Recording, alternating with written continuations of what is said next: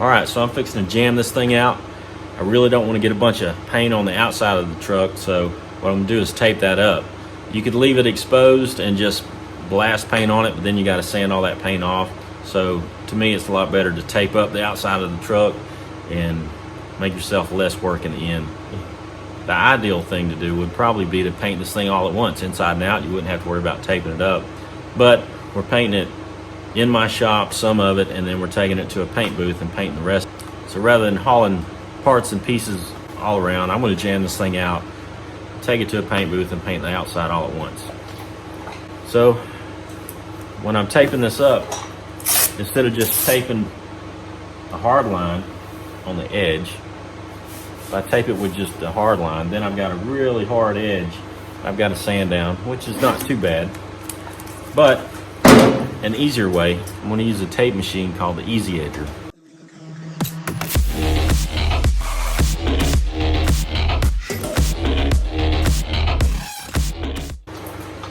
And it's going to fold the tape over itself.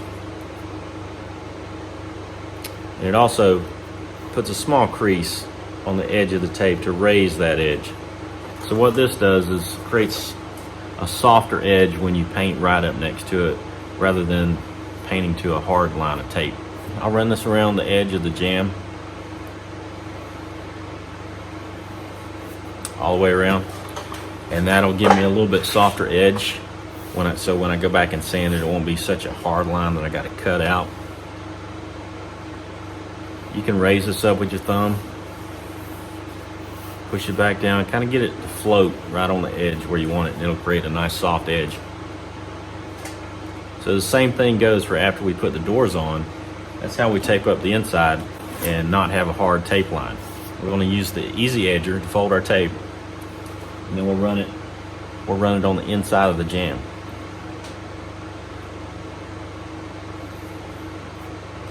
All the way around the door. And that's how you prevent having just a hard tape line.